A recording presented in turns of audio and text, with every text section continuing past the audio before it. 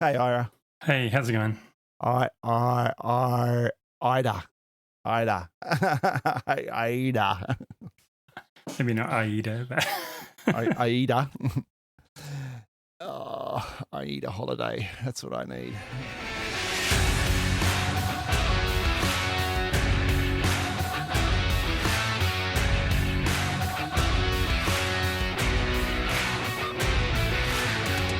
Welcome to episode number 4 of GCP Life, a podcast where we talk about GCP and tech.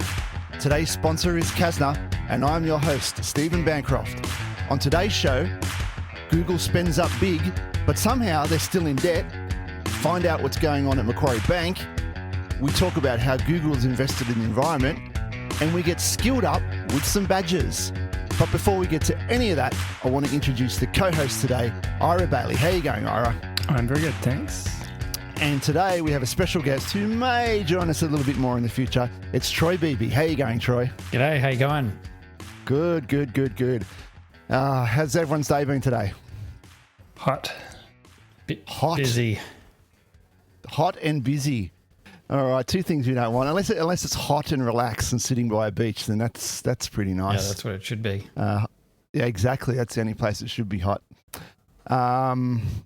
Yeah, all right. Look, today's show is chock-a-block with full of stuff, and guys, I'm looking to buy a video card. I know I've complained about this before on the show, but they're really expensive at the moment. I don't know if you looked into it, but you're not those crypto miners, they're going nuts on them. But I've heard that there's going to be a new NVIDIA re-releasing the 2060 GTX as a 12 gig model. So if anyone's in the market for a video card, I'm sure our audience probably is, and just hang out for that. 7th of December, I've heard. I'm certainly going to be looking at that one. I like the idea of it being 12 gig. DDR5, as far as I'm aware. 2060 should be enough. You know, like I've said before, I've only got one game I want to play, and I want to play it in movie mode. So, which game is that? A new card. War Thunder. I love a good bit of War Thunder. I need a whole new rig. I've been, there's always more stuff on the horizon coming out, and you're just always putting it off. But there's so many good games now. Yeah.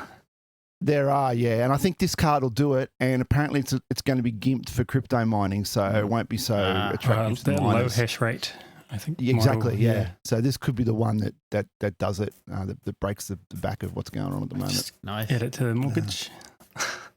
Hey guys, did you hear about this one? They want to. This almost made me laugh. They want to re-release the 127.0.0.0 range to be used for Unicast addresses. I can't see any problem with that. No problems with local laptops, and I mean, okay. Honestly, have either of you ever used more than one local loopback address? Yes. Yeah, I've done it once. I had to do it once for a local database thing, but would you? And it was only 2 addresses. Okay, besides the DNS thing, the thing that's done with systemd, would you need another address? The things like Docker wouldn't grab extra local loopbacks and use those separate? Yeah, but they're using the ports, aren't they? Docker would be using the ports rather than, I suppose you could use it. But anyway, the proposal's not to use the full range. They say they want to use, because currently we have 127/8. They just use the whole thing's reserved. Oh, they want the upper range? They just want the upper range, yeah. Yeah. But confusing. Still, think of all the firmware and all the little boxes out there that just reject that traffic on that range. Yeah, it seems confusing. It's just, that's totally fine. We'll just let that through. That's local traffic. Bypass the firewalls. Well, IPv6 is definitely making big inroads, right? That's definitely gonna happen in the next. It's just like fusion. It's always been saying that for 10 years. I know. It's like fusion power. It's always it's like 5 to 10 years. It's 5 to 10 years away. IPv6. 5 to 10 years away. It's all happening. 5 to 10 years away. Well, all I know is that whenever there's an IP stack problem, that's the first thing you switch off. Oh yeah, for sure. Yeah, for sure. So there it is. The purpose of this document is to reduce the size of the special case reservation of 127.8 so that only 127.0/16 is reserved as a local loopback network. So there's still going to be some there. So things like Docker can work. Yeah.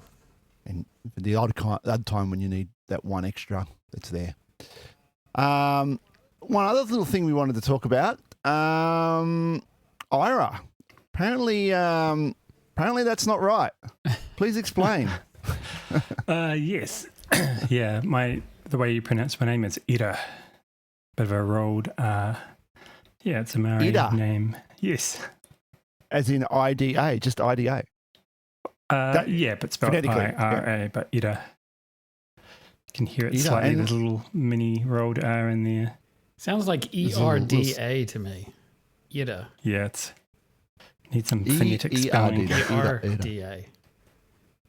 And what's the origin of that, Ida? So I'm a twin, and so my father's full name is Rangamaira, which means the source of peace, and the Rangamai part is peace, and the Ida part is like the source of stuff. So yeah, it's a Maori name. It took me about 20 years to actually learn how to pronounce it correctly. Because my father passed away when I was really young, so no native Maori speakers in my family. So it took a while before someone was like, "Oh, you're saying your name wrong," which was a bit tricky. Well, there we go. All right. Well, it's going to take me a little bit to get used to, Ida. Ida. Yeah. So Ida. I might. Yeah, great. Well, I might drop the whole pronunciation every now and and then. Steve, you pronounce your name Stephen, or is it Banky? I can't remember who. Banky. Stiffy. Banky's acceptable Right, amongst my work colleagues, yes. And I'm a Stephen with a PH, which is the traditional spelling, I might add, yes. The correct traditional spelling. Yeah, exactly. Now, Troy, we've got you on the show for the first time here, and I'm going to make it a thing. I'm going to make it a tradition. You know, this is the first time of the tradition. We always do this now. Guests to the show have to bring us an IT or tech horror story. And what have you got for us? I'm sure you got a cracker. horror story that happened to me that I'm responsible for, or that somebody did to me or something. Yeah, I mean, if it's something you've done, I mean, that's great as well. We love a bit of self-deprecation around here. Yeah, I think both are self-deprecating. Yeah, I've got one at least, which is, back in the Telstra days. And in fact, you probably, believe it or not, since we worked together, maybe remember some of this. But yeah, it was in the early days of, running Linux on servers as web servers back in the day, and I was in production, just ship it straight to prod, and did do an accidental RM minus RF, I think against like var, which is not great, and had to try and recover from that. But I'm not sure how far out it got in terms of like what I'd actually done, or I'd sort of been like, oh, it must have been a disk error, must have lost a couple disks or something, corruption. So that was my first and only RM minus RF into production that I'm aware of. So I may very well have done other ones which I was not aware of. So that's one that was challenging. The other big one was also I can probably disclose in Telstra, but this was 10 years ago maybe. Where we found a Java servlet bug, which was switching customer sessions. So we had to actually escalate that all the way back up to the developers, and it was a real big nightmare for production, deployment. Not great when you've got Java apps that are, swapping your session token between people. I think I vaguely remember that one. I would have been in operations at the time. Yeah. And I remember wearing the fallout from that bug. Yeah, we definitely blamed ops. Yeah. Ops must be going and switching the tokens. Yeah. Yeah, because that's what we do. We've got nothing better to sit around. Yeah. Yeah, that was a tough one. It took a little while to debug, but actually satisfying in the end. So not necessarily a horror story. Horror story for the users had their sessions swapped. Very bad no. Yeah, absolutely. And I mean, speaking of bad no-nos, I heard. Did you see recently the NPM? You could actually they just fixed a bug in NPM where you could push any NPM package unauthenticated. I didn't see the story. Oh, No. yeah. Maybe Wow. link it in the show notes, but I don't know how far out like it's gotten picked up by the media, but it looked like a really bad bug that was very quietly maybe swept under the rug. Yeah. Wow. Okay, that could have been a So problem. now all those financial services firms that are, mandating, always using local mirrors that are scanned. I guess that makes sense. Well, Potentially. that's right. I mean, if they're pulling NPM modules Yeah. down, then they could put pulling down anything, right? Yeah. Yeah. Absolutely. Yeah, I guess a quick one from me, just from this morning. I had a problem. Everyone's dealt with it. Some buggy PHP code and too many WordPress plugins, and the thing just doesn't cope. There was some extra demand on there in the FPM module that was running FPM in Nginx, Right. and I never quite put my finger on it. I assume it was doing some dodgy queries, some long-held queries, or there's some PHP code in there that was problematic. I tried deleting all the plugins and all the rest of it, couldn't get to the bottom of it. Anyway, I ended up using the load balancer to, rate limit the connections to it, and all works now. It does eventually process each of the queries that come in. It's just it was getting too many coming in at once, and controlling the flow using a Google Cloud load balancer saved the day. Nice. Yeah. So, all right, guys, let's crack on with it. A big story we want to talk about is the spend. Google are spending some bucks, and we had In Australia. And we had ScoMo there, ScoMo. and we had the big announcement. We had the big announcement from everyone. Pinchai was there. They call it Google's biggest investment in Australia. It's $1 billion over 5 years. $1 billion, exactly. The Digital Future Initiative. What do you guys think of this? What were your thoughts? Well, I thought it was hilarious that later they had to come back and, what came back is that the Melbourne data center is included in that spend. So it's in fact only, 700 million or something instead. Yeah, that was about 300 mil, wasn't right. it? It's a good way of like accounting, being like, oh yeah, we're investing, which I mean they are. That is an investment in Australia, I suppose. Yeah, it's not chump change. It's still 700 mil. It's there to make them directly money, I suppose. The other 700, I'm assuming, is going to go into actual investments in other areas. Yeah, well, the innovation hub, I don't know how much they would have spent there. Yeah. I mean, it's just a building at the moment, I guess. They're not really doing much. They've probably got cheap rent on it at the moment anyway. Yeah. And they specifically called out CSIRO. Mm. So I would imagine there's going to be some sort of innovation works and inventive works that happen there. Mm.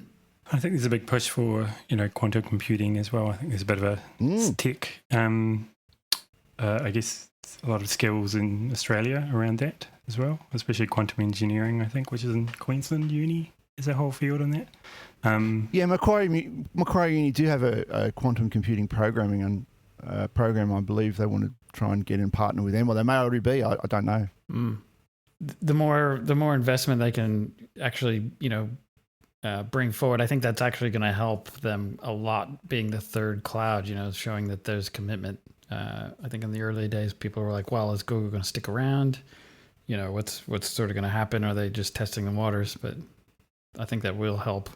I think we're seeing that in the market, if you ask me as well, in terms of like interest in GCP and, take up. Anyway, we'll keep an eye on it, guys. I'm sure that GCP got, they've got plenty more things that they want to, plenty more initiatives they want to take up, and hopefully a little bit of work will come Kasna's way. That's what we hope out of all of that. All right, guys, let's move on to the next item here. Now, Ira, you had a look at this Macquarie Bank thing. What's going on in Macquarie Bank at the moment? From what I can tell, they're branching out to Google Cloud, and interestingly, the story is talking around the use of Kubernetes operators to manage cloud infrastructure. Kind of the standard way to do it now is with Terraform, which is kind of it's not really run kind of constantly. It's not a real-time thing. It's just like when you do deployment, you check to see the state and see if anything's changed. The way operators work is that they are basically constantly running and always interrogating your cloud infrastructure. And if they see any change, they'll just change it back straight away. So it's kind of the additional layer of kind of active response to any changes in your environment. Instead of, 2 weeks later, someone does a prod change and then it's like, oh, everything's changed from what I thought was there. So yeah, it's really good to see. I've tried them out a few bits, never kind of in production, I'd say. Other than, I think we use Anthos Config Manager, which is kind of similar operator, but not for things like Cloud SQL or anything else. No infra. Right. So to build this operator, how do you build this operator? Is it a set of rules you define, or is that built up front? How does that? Well, it's kind of a model that you can use it for anything. So you just basically say, here's the state that you want something to be at, and then this operator will go off and try and make that. That could be, it could be anything. You could point at some data and say this data needs to be this particular way, or anything. You can write it in whatever you want as long as you follow the Kubernetes model. Yeah, you can APIs. You can think of the operator as like the daemon in a Linux or Unix sort of box, doing system stuff, maintaining state, and then you've got your workloads or your namespaces, which are, I guess, process spaces where your applications actually run. But if you had a daemon actually running, doing, telnet-d managing or SSH-d accepting sessions, an operator functions like that for the cluster, for kube cluster. It's got system level responsibilities as well as permissions. Right, so it's running all the time, and it's constantly checking between this desired state and the target state. Yep. Backwards and forwards, backwards and forwards. Right, okay. Yeah, whereas, as you said, IDA, if it was Terraform, you're only running Terraform periodically, and there may have been a change in the interim. Yeah, and so normally these operators are running in their target, that they're kind of watching Kubernetes resources, and this model kind of takes it further out. So the resources that the operator is watching outside the cluster and the external things. So you have to, I guess, manage that a lot better, because there's a lot of things that can go wrong if you're, say, managing the network and all of a sudden you break the network with your operator. That's not great. It removes a lot of the pipeline pain you get out of the infrastructure as code typical stuff that you would get with Terraform. So having to manage execution against that desired state, that's all handled by the operator. So you just define a desired state, and then the operator is responsible for reconciliation and eventual consistency. Right. Yeah, so to take a quote here out of this article, it's an article from IT News. Operators using one definition are bits of code that act like an extension of an engineering team, watching over the Kubernetes environment, using its current state to make decisions in real time. So it's a bit of smarts. Yeah, I think there's probably a bigger discussion we should have about it, truthfully, because it's sort of a paradigm shift from infrastructure as code to moving towards config as data. So treating desired state, instead of managing all that code you'd have in Terraform and this state being then separate in a bucket or somewhere, you're basically just have your operator, you just define your state and then just deliver it to that operator. So it is a paradigm shift. It changes some of the workflows and what people are doing today with sort of Terraform management and potentially some of the complexities. I think there's pros and cons, and it's just starting to take off, I think, or starting to get a lot more interest. All right, cool. Well, links there in the show notes. Take a read of that, and you'll find out what Macquarie Bank is all up to with their Kubernetes operators. Moving on to some more Google spend. Google has launched a second bare metal solution zone in Sydney. This is on my home ground. And what I found interesting about this, So Google Cloud launched a second zone in its bare metal solution, BMS in Sydney, to increase its capability to run specialized workloads. Take a quote from this article. Some Oracle technologies that can run on the platform include Oracle RAC, DataGuard, and Recovery Manager. Google Cloud also touts BMS as a stepping stone to exit Oracle before moving to a managed database cloud spanner or cloud SQL. This really sounds to me like they're making a strong move on Oracle Cloud here, or Oracle in general. Yeah, it's a huge amount of,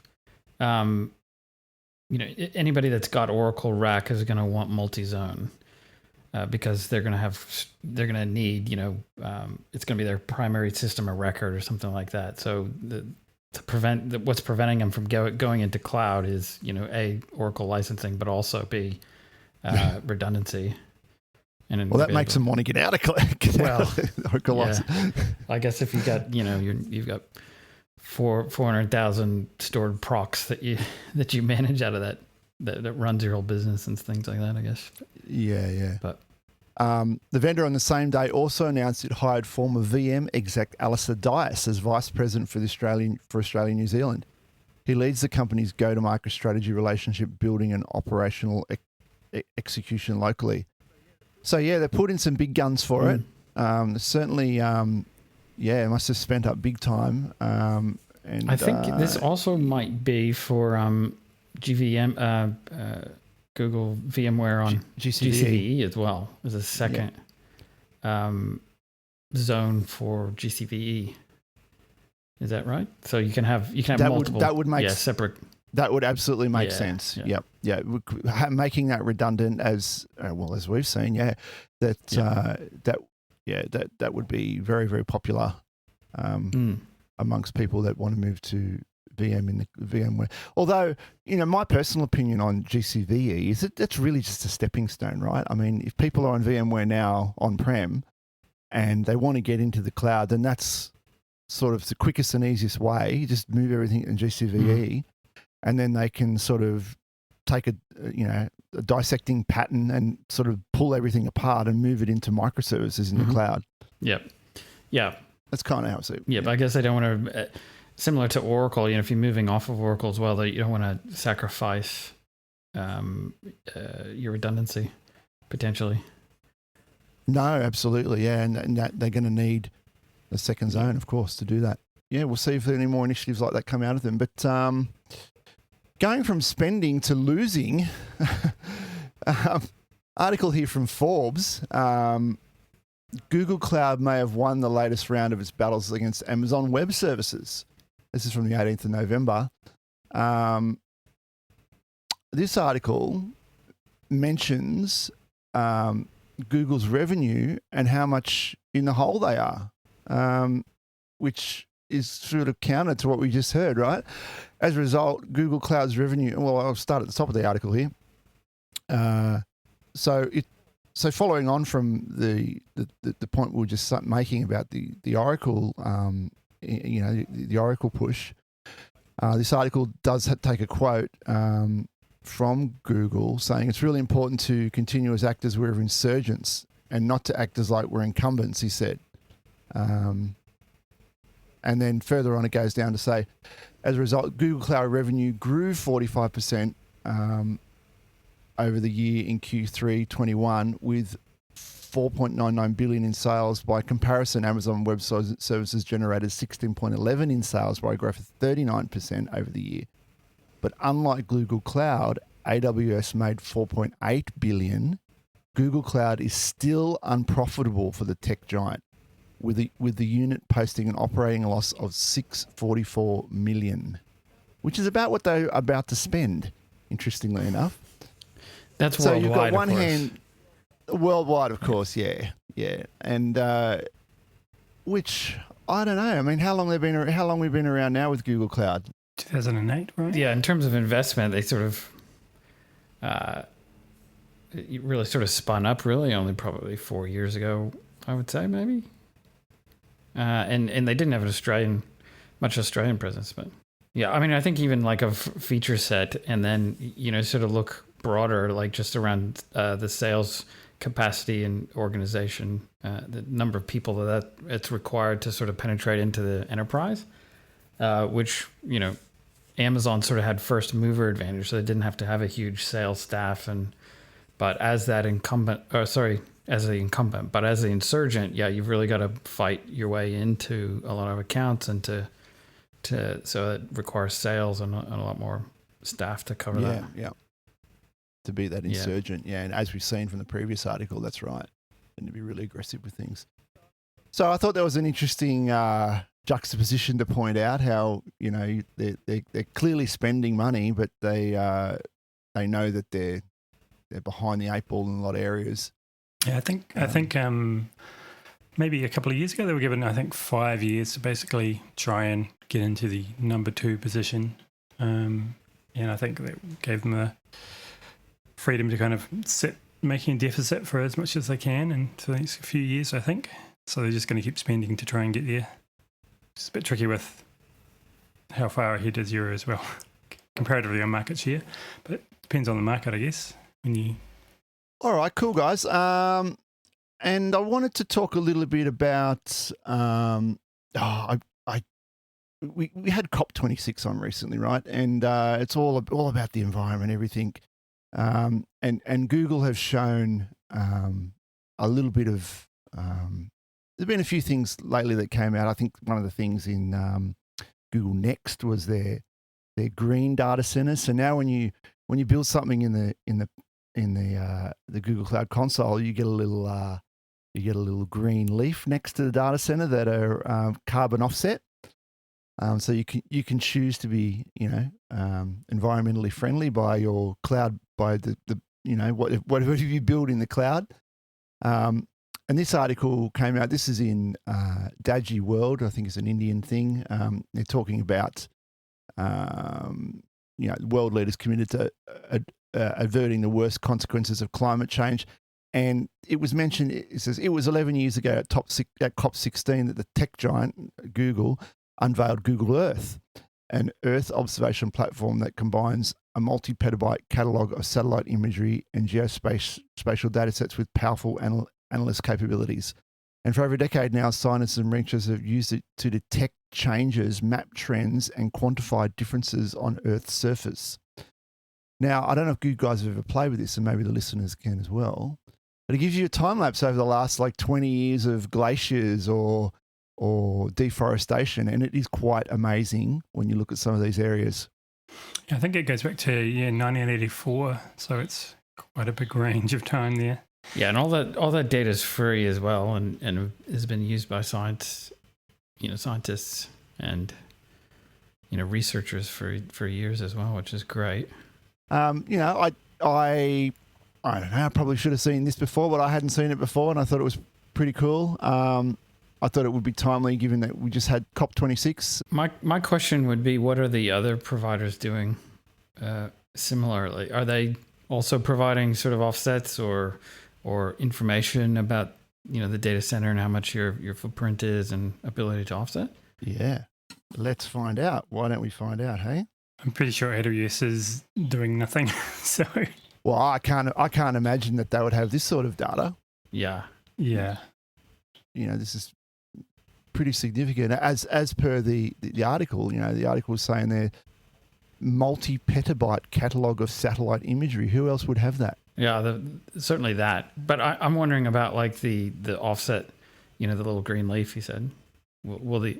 Oh, yeah. Yeah, well, maybe we need to ask around internally in some of our mental group guys and see if the other cloud providers are doing similar. I think they have 5 regions that they offset in, and all the other ones aren't offset.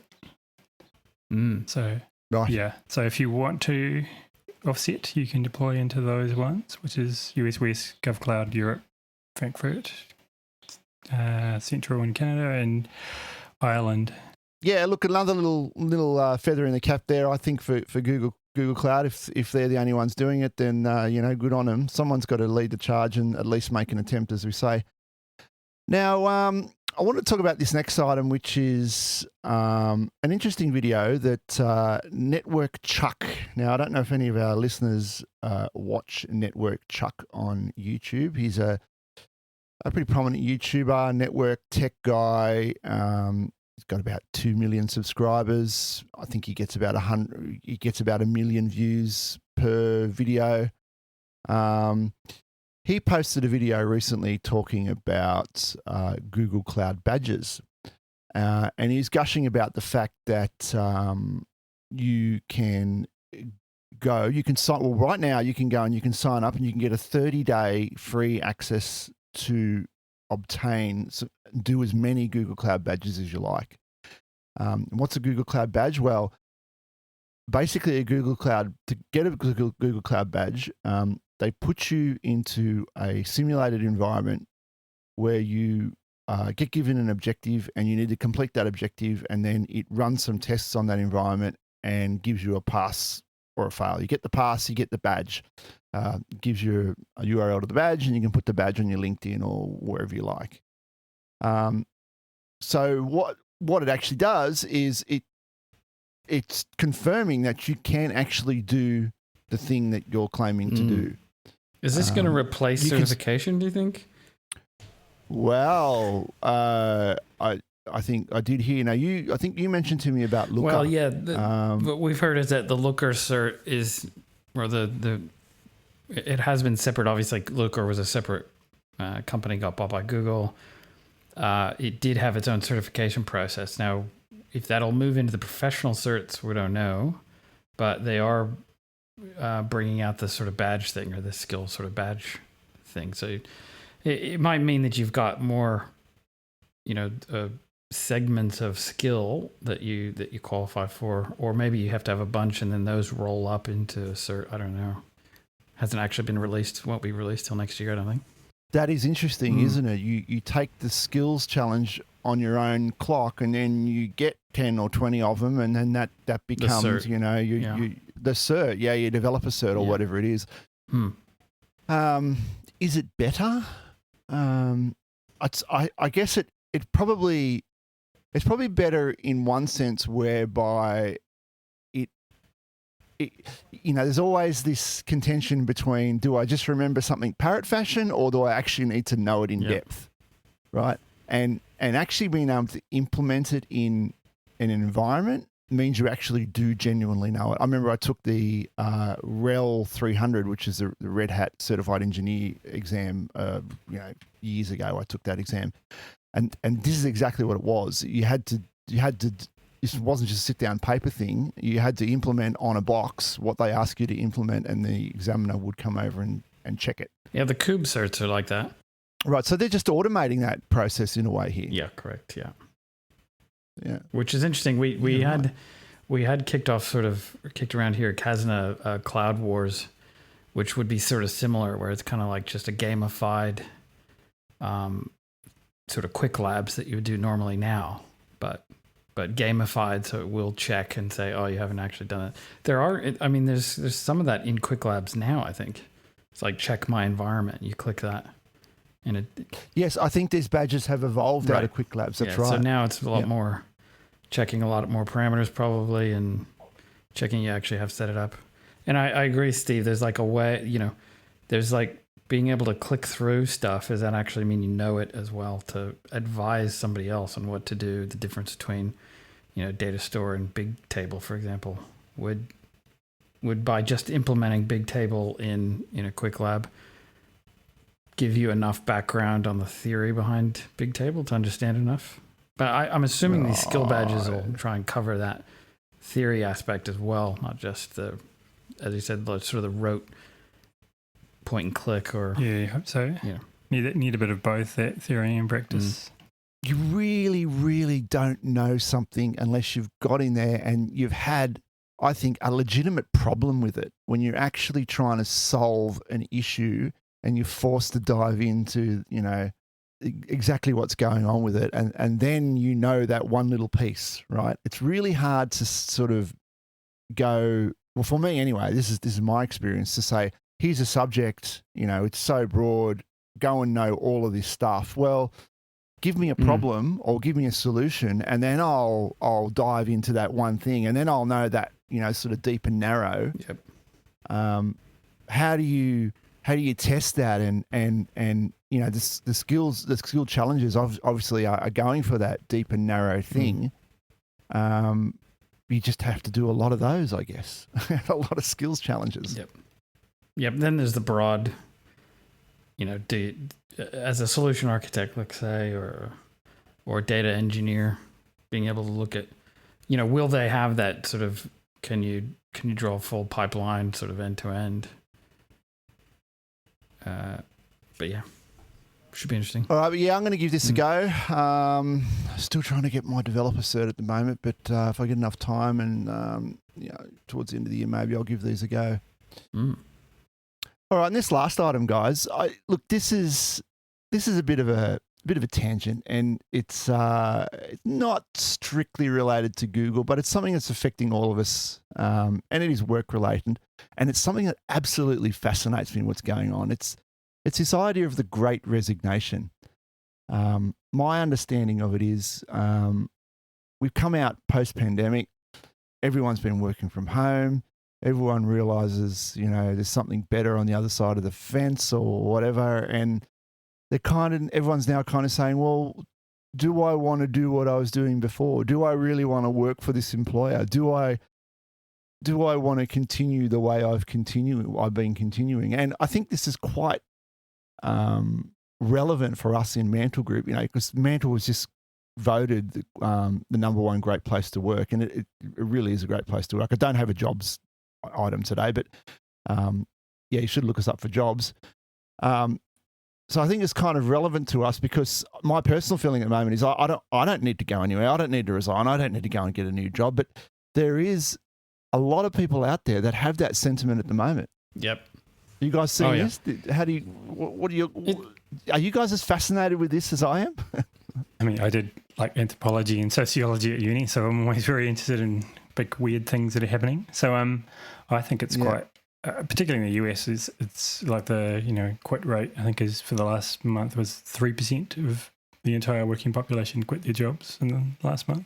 Wow. So I had a quick look at what Australia's quit rate, and that's only, I guess, 75% over the year, and that's actually the lowest it's been since 1975, probably. Wow. Since records began. So it's actually not happening in Australia as much as it's happening in the US. I even find that more, that just makes more questions. Just introduces more questions than answers. Yeah. I think my thought about that was that, they were still quite open, but people were still being paid to kind of not work as well. So you had a kind of choice to kind of shop around.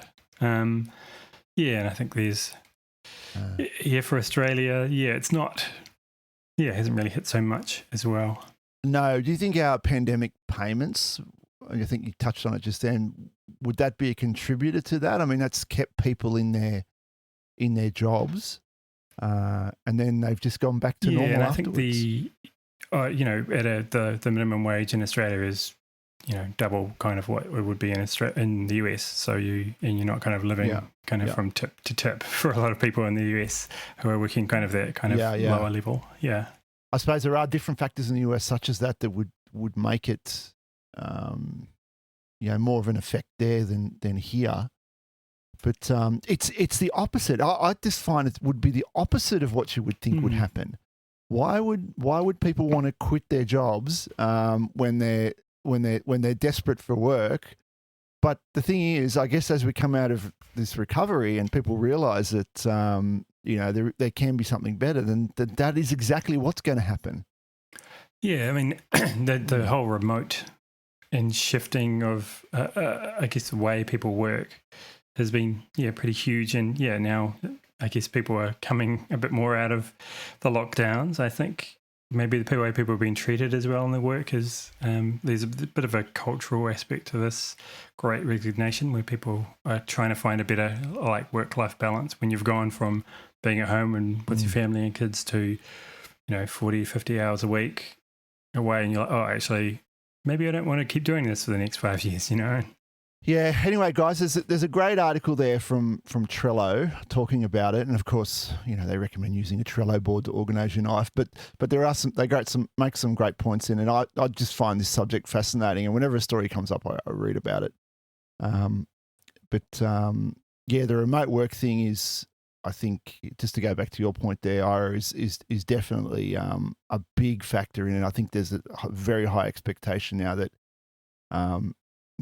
any workplace you go to will have a remote working policy, if not 5 days a week, maybe at least 3 or 4. Of course, if you're using Google Cloud and Google, you can do all that pretty easily. It might, I was going to say it might be a bit of, it's changed the culture, I guess the workplace culture a lot to be completely virtual most of the time. So most of your meetings are virtual. You don't have the Australian economy is largely service, white collar and service, and less sort of manufacturing, potentially at other places in the world. And Australia. It's interesting that Australia's not felt it as much that like Ira mentioned, and it could be because of.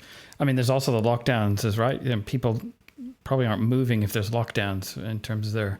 But as things are moving, sort of opening up, will Australia see more of this sort of resignations coming up, in the new year, so in January rather than when this was sort of coming out in September? Well, I'm just thinking out loud here. Australians are big travellers, and we haven't been able to travel. Maybe when we've got the ability to go overseas, we may start to see some of this affect Australia. Take bigger times and take some bigger risks. Times. Yeah, move overseas, work overseas. A lot of younger Australians do that. We're definitely seeing inflation in the market, so I'm sure that's a driver as well. If rates are going up, people are going to move. That's just the U.S. has, I think, been hit earlier and faster with more inflation. Australians' inflation starting to really, I think, New Zealand's getting hit pretty quick. Yeah. Anyway, guys, we might finish up on that one. That was just a bonus item for this week because it does affect all of us. And if you're working in Google Cloud, then you are working. So it's probably affecting you. Of course, don't forget to look up our YouTube channel, Between Two Clouds, which features Troy Beebe and our CEO, Simon Poulton, when they shoot the breeze about Google and Google Cloud Tech. You can contact us on gcplife@casna.com.au, or we've got the Twitter there, GCP Life. Of course, we've got our new website, gcplife.casna.com.au. And today's sponsor, of course, we're sponsored by Casna. And we've got final thoughts from you guys, Troy or Ida? It was good. It's great. I'm excited to hear more of the episodes, and fantastic GCP Life, I think. GCP Life. No, that's great. All right, guys. Well, that's it for us for 2 weeks. We'll catch you then. Bye. See ya.